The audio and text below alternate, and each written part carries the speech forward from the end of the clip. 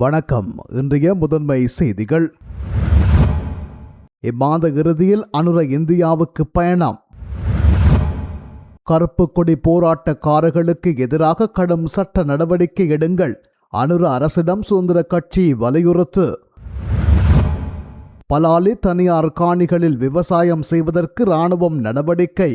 ஏராளமான பனைகள் வெட்டி சரிப்பு. பிரபாகரன் வீட்டில் கட்டுமானம் கண்காணிக்கின்றது அரசாங்கம். தோல்விகளுக்கு பின் தலைமை மாற நாடகம். ஐக்கிய தேசிய பற்றி ரணிலின் ஸ்மார்ட் அறிவிப்பு. மன்னார் வளைகுடா பகுதியில் எண்ணெய் அகழ்வாராய்ச்சி சட்ட சிக்கலால் பின்னடைவு. தமிழ் மக்களை அடக்கி ஒடுக்கவே வடக்கு கிழக்கு மாகாணங்களில் இராணுவ இருப்பு பேணப்படுகின்றது. தொடர்பான விரிவான செய்திகள். 2026 முதற்கட்டமாக 1500 பாடசாலைகளுக்கு ஸ்மார்ட் பலகைகள் வழங்குவதற்குரிய நடவடிக்கைகள் எடுக்கப்பட்டுள்ளன. ஸ்மார்ட் பலகைகளுக்காக பெற்றோரிடம் பணம் சேகரிக்க வேண்டாம் என்று சுற்றறிக்கை வெளியிடப்பட்டுள்ளது.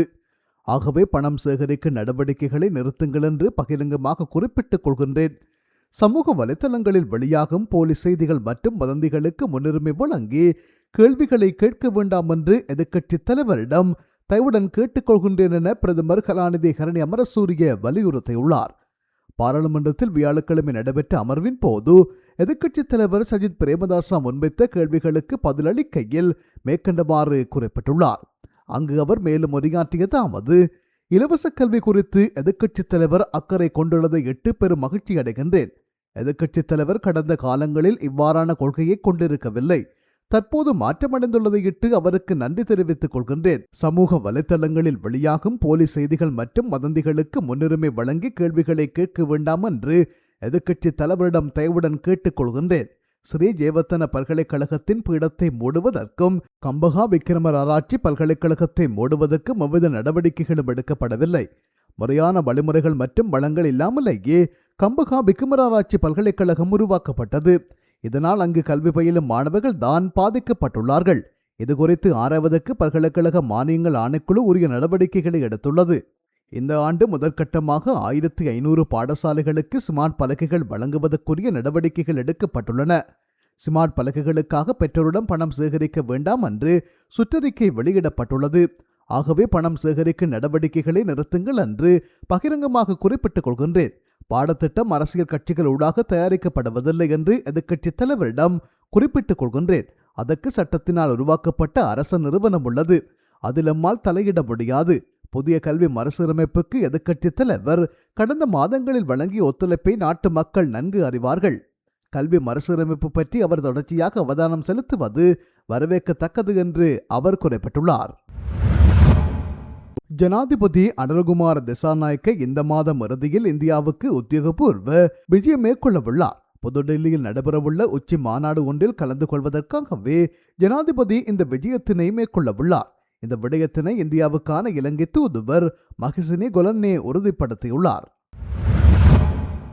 இந்திய கலாசார உறவுகள் கவுன்சிலின் அழைப்பின் பேரில் ஜேவிபியின் பொதுச் செயலாளர் ரெல்வின் சில்வா உள்ளிட்ட குழுவினர் இன்று காலை புதுடெல்லிக்கு புறப்பட்டனர். புதுடெல்லியை அடுத்து குஜராத் மற்றும் கேரள மாநிலங்களுக்கும் அவர்கள் விஜயம் செய்ய உள்ளனர். அந்த மாநிலங்களின் முதலமைச்சர்களுடன் அவர்கள் கலந்துரையாடல்களை நடத்த உள்ளனர். இந்தியாவில் விவசாயம், தொழில்துறை மற்றும் தொழில்நுட்ப மேம்பாடு தொடர்பான மையங்களை அவர்கள் பார்வையிடவும் ஏற்பாடுகள் செய்யப்பட்டுள்ளன. இந்த விஜயத்தில் ஜேவிபியின் பொதுச் செயலாளர் ரெல்வின் சில்வாவுடன் நிறுவனங்களுக்கு இடையேயான ஊழியர் சங்கத்தின் பொதுச் செயலாளர் சட்டத்தரணி ஜனக நாடாளுமன்ற உறுப்பினர்களான கருணைநாதன் இளங்குமரன், கிண்ணன் செல்வராஜ், ஜேவிபியின் ஊடக பிரிவு உறுப்பினர் கேமதலக கமகே மற்றும் ஜேவிபியின் சர்வதேச குழு உறுப்பினர் சட்டத்தரணி கல்பனா மதுபாசினி ஆகியோர் இணைந்துள்ளனர். இலங்கையின் 78வது சுதந்திர தினத்தன்று வடக்கு கிழக்கில் கருப்பு கொடி ஏந்தி அரசுக்கும் அரசமைப்புக்கும் எதிராக செயற்பட்ட நபர்களை கண்டறிந்து அவர்களுக்கு எதிராக கடுமையான சட்ட நடவடிக்கை எடுக்க வேண்டும் என்று ஸ்ரீலங்கா சுதந்திர கட்சியின் பொதுச் செயலாளர் துமிந்த திசாநாயக்க வலியுறுத்தியுள்ளார். இன்று வியாழக்கிழமை கொழும்பில் உள்ள ஸ்ரீலங்கா சுதந்திர கட்சியின் தலைமை அலுவலகத்தில் நடைபெற்ற ஊடகவியலாளர் சந்திப்பில் கலந்து கொண்டு கருத்து வெளியிட்ட போது அவர் மேற்கண்டவாறு குறிப்பிட்டுள்ளார். சுதந்திர தின அணிவகுப்பின் போது இராணுவ படைப்பிரிவுகளை முறையாக அறிமுகப்படுத்தும் மரபு இம்முறை மீறப்பட்டுள்ளது என்றும் அவர் குறிப்பிட்டுள்ளார். பாரிய உயர் தியாகத்தினால் ஈட்டப்பட்ட யுத்த வெற்றியையும் இராணுவத்தின் கௌரவத்தையும் ஜனாதிபதி அனுரகுமார திசாநாயக்க சிறுமைப்படுத்துகின்றார் என்றும் அவர் குற்றம் சாட்டியுள்ளார். ஜனாதிபதி அருகில் கடந்து செல்லும் போது ஒவ்வொரு இராணுவ பிரிவின் விசித்திரங்கள் மற்றும் சாதனைகள் வழக்கமாக சொல்லப்படும். ஆனால் இம்முறை அத்தியக கௌரவம் வழங்கப்படாமல் டித்வா சூறாவளி பற்றி மட்டுமே பேசப்பட்டது என்றும் அவர் சுட்டிக்காட்டினார். யுத்த காலத்தின் போது தலைமை தாங்கிய இராணுவ தளபதிகள் முன்னிலையிலேயே இந்த செயல் இடம்பெற்றுள்ளது என்றும் அவர் கடுமையாக விமர்சித்துள்ளார். தொடர்ந்து கருத்து தெரிவித்த அவர், ஜனாதிபதி அனுரகுமார திசாநாயக்க புலம்பெயர் தமிழ் அமைப்புகளின் செய்தியையோ அல்லது அவர்களது தேவைகளையோ நிறைவேற்றுகின்றாரோ என்ற சந்தேகம் எமக்கு எழுகின்றது. இனங்களுக்கிடையே ஒற்றுமையை ஏற்படுத்தும் விடயங்களை முன்வைக்க வேண்டாம் என புலம்பெயர் தமிழ் அமைப்புகளிடம் கோரிக்கை விடுக்கின்றேன். இந்த அரசு யாருடையதோ ஒரு தனிப்பட்ட தேவைக்காக செயற்படுகின்றது என்று அவர் குறிப்பிட்டுள்ளார். கல்வித்துறை சீர்திருத்தங்கள் குறித்து கருத்து தெரிவித்த துமிந்த திசாநாயக்க, ஆறாந்திர பாடப்புத்தகங்களில் குளறுபடிகள் இருப்பதை ஜனாதிபதியே ஏற்றுக்கொண்டுள்ள நிலையில் அதற்காக கல்வி அமைச்சின் செயலாளர் சிஐடி வரை செல்வது தேவையற்றது. கல்வி புலத்தில் தவறு செய்தவர்களை நேரடியாக அழைத்து விசாரணை நடத்த முடியும். அரசு அதிகாரிகள் கர்வத்துடன் செயற்படக்கூடாது. அவ்வாறான போக்கை கடைபிடித்தால் ஒரு நாள் அவர்கள் தனிமைப்படுத்த நேரிடும் என்றார். அதேவேளை கணக்காய்வாளர் நாயகன் நியமிக்கப்பட்டமையை வரவேற்றும் அவர் கருத்து தெரிவித்துள்ளார்.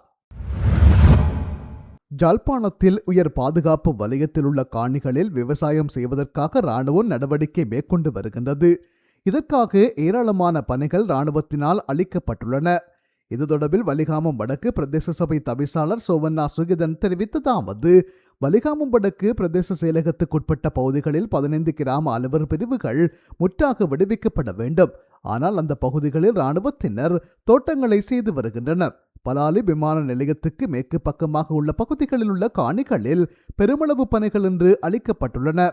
அந்த காணிகளில் விவசாயம் செய்வதற்காகவே இராணுவத்தினர் அவற்றை அளித்துள்ளனர். பொதுமக்கள் தமது காணிகளில் உள்ள பனை மரங்களை அனுமதியின்றி தரித்தால் அவர்களுக்கு எதிராக சட்ட நடவடிக்கை எடுக்கும் பனை அபிவிருத்தி சபையினர் இராணுவத்தின் இந்த செயற்பாட்டுக்கு எதிராகவும் நடவடிக்கை எடுக்க வேண்டும். ஜனாதிபதி தைப்பொங்கல் நிகழ்வுக்கு யாழ்ப்பாணம் வருகை தந்த போது காணிகள் விடுவிக்கப்படும், வீதிகள் திறக்கப்படும் என தமிழ் மக்கள் நம்பிக்கையுடன் காத்திருந்தார்கள். ஆனால் ஏமாற்றமே எஞ்சியது.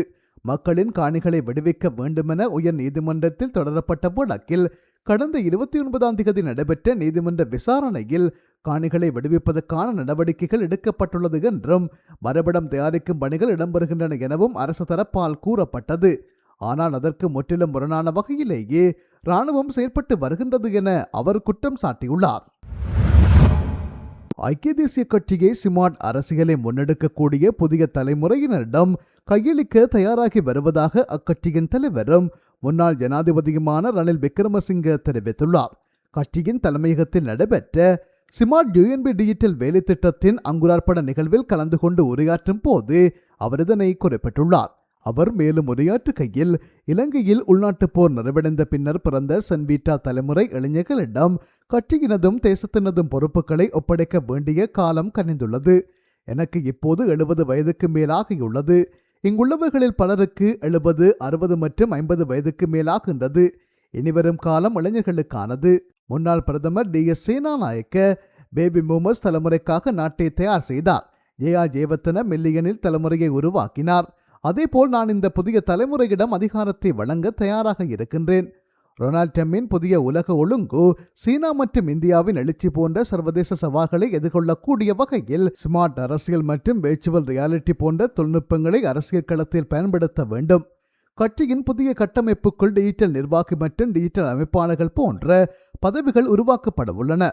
அத்துடன் ஸ்டார்லிங் தொழில்நுட்பத்தின் ஊடாக அதிவேக இணைய வசதிகள் மற்றும் டிஜிட்டல் உறுப்பினர் அட்டைகள் அறிமுகப்படுத்தப்பட உள்ளன என்று அவர் குறிப்பிட்டுள்ளார்.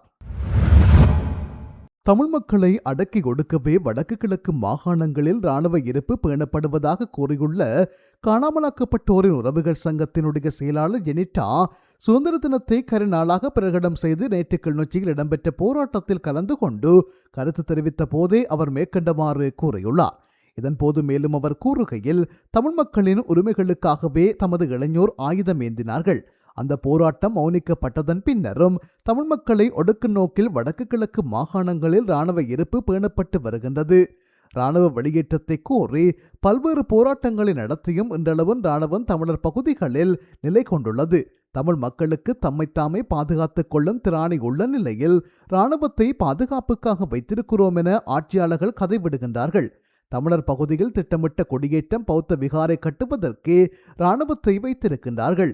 அதுவே உண்மையான விடயம். அதற்கு சிறந்த உதாரணம் தையிட்டி திசை விகாரையாகும். யுத்தம் நிறைவடைந்த பின்னர் வடக்கு கிழக்கு பகுதியில் இராணுவத்தை பயன்படுத்தி தமிழரின் பூர்வீக நிலங்களை கையகப்படுத்துவது மற்றும் திட்டமிட்ட பௌத்த மயமாக்கலை மேற்கொள்வதற்கே இராணுவ இருப்பு தேவைப்படுகின்றது. தமிழ் மக்கள் தருவதை பெற்றுக்கொண்டு இருக்கும் இனமல்ல. எமது உரிமைகள் கிடைக்கும் வரை தொடர்ந்தும் போராடுவோம். ஸ்ரீலங்காவின் சுதந்திர நாள் எமது உரிமைகள் கிடைக்கும் வரை கரிநாளாகவே இருக்கும் என அவர் மேலும் தெரிவித்துள்ளார்.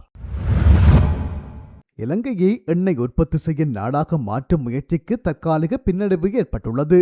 மன்னார் வளைகுடாவில் எண்ணெய் மற்றும் எரிவாயு அகழ்வாராய்ச்சி பணிகளுக்கான சர்வதேச விலைமறு நடைமுறை நிலுவையில் உள்ள நீதிமன்ற வழக்கு காரணமாக தாமதம் அடைந்துள்ளதாக அதிகாரிகள் தெரிவித்துள்ளனர். இலங்கை பெட்ரோலிய மேம்பாட்டு அதிகார சபை இந்த மாத தொடக்கத்தில் சர்வதேச ஏலத்தை நடத்த திட்டமிட்டிருந்தது. இருப்பினும் சட்ட சிக்கல்கள் காரணமாக அது தடைப்பட்டுள்ளது. கடந்த காலங்களில் தொடரப்பட்ட நீதிமன்ற வழக்கு மற்றும் ஆவணங்களை ஆய்வு செய்ய சட்டமாதிப திணைக்களம் கோரிய கூடுதல் அவகாசம் 2021 ஆண்டின் 21 இலக்க பெட்ரோலிய வழங்கல் சட்டத்தின்படி அகழ்வாராய்ச்சி மற்றும் மேம்பாட்டு பணிகள் சர்வதேச போட்டி ஏல முறை மூலமே நடத்தப்பட வேண்டும். இதுகுறித்து இலங்கை பெட்ரோலிய கூட்டுத்தாபனத்தின் தலைவர் DA ராஜகரணா கூறுகையில் சட்டமாதிப திணைக்களத்துடன் ஆலோசனைகள் நடைபெற்று வருகின்றன. அனைத்து சட்ட சிக்கல்களும் தீர்க்கப்பட்ட பின்னரே விலைமனு விடப்படும் என தெரிவித்துள்ளார்.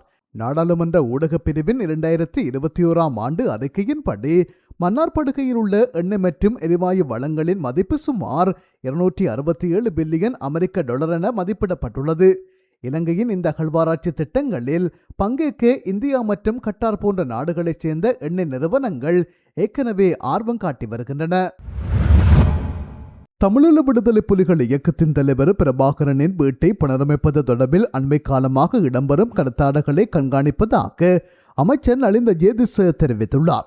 பிரபாகரனின் வீட்டில் நூலகம் அல்லது பொதுவான கட்டுமானம் ஒன்றை அமைப்பதற்கு அவருடைய சகோதரி நடவடிக்கைகளை மேற்கொண்டு வருகின்றார். இதற்காக வல்வெட்டித்துறை நகர சபையில் அனுமதி கோரி விண்ணப்பம் செய்துள்ளார். இந்த விடயம் தொடர்பில் அமைச்சர் நலிந்தவிடம் ஊடகவியலாளர்கள் வினவியுள்ளனர். இதன்போதே பிரபாகரனின் வீட்டை புனரமைப்பது தொடர்பில் முன்னெடுக்கப்பட்ட நகர்வுகளை கண்காணிக்குமாறு போலீசாருக்கு உத்தரவிடப்பட்டுள்ளது. எனினும் இதுவரை அவ்வாறு எந்த அனுமதியும் வழங்கப்படவில்லை என்று அமைச்சர் நலிந்த தெரிவித்துள்ளார். ஐக்கிய மக்கள் சக்தியின் அனுராதபுரம் மாவட்ட நாடாளுமன்ற உறுப்பினர் ரோகண பண்டாரவின் பாதுகாப்பை உறுதிப்படுத்த அரசு நடவடிக்கை எடுக்காமை குறித்து எதிர்க்கட்சித் தலைவர் சஜித் பிரேமதாசா சபையில் இன்று கேள்வி எழுப்பினார். எதிர்க்கட்சியை பிரதிநிதித்துவப்படுத்தும் நாடாளுமன்ற உறுப்பினர்களின் பாதுகாப்பு தொடர்பான சிறப்புரிமை தொடர்பில் ஒரு பிரச்சனையை முன்வைத்த பின்னர் அது தொடர்பாக அரசு கவனம் செலுத்தாத போது தொடர்ந்து கேள்விகள் கேட்பது எதிர்க்கட்சித் தலைவராக தனது பொறுப்பு என்றும் அவர் குறிப்பிட்டுள்ளார்.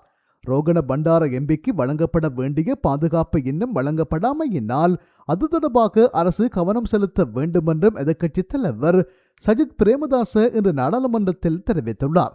எனவே அனுராதபுரம் மாவட்ட சிரேஷ்ட பிரதி போலீஸ் மா அதிபர் தலைமையிலான பாதுகாப்பு பிரிவுகள் சமர்ப்பித்துள்ள அறிக்கையின்படி ரோகண பண்டார எம்பிக்கு உரிய பாதுகாப்பை பெற்றுக் கொடுக்க வேண்டும் என்றும் இவை உட்கட்சி பிரச்சனைகள் என்று கூறி இப்பிரச்சனையை வேறு பக்கத்துக்கு திசை திருப்ப அரசு முயற்சிக்கின்றது என்றும் அவருடன் எந்தவொரு சட்ட பிரச்சனையும் இல்லை என்றபடியினால் அவருக்கு உரிய பாதுகாப்பை பெற்றுக் கொடுக்க வேண்டும் என்றும் எதிர்க்கட்சித் தலைவர் மேலும் தெரிவித்துள்ளார்.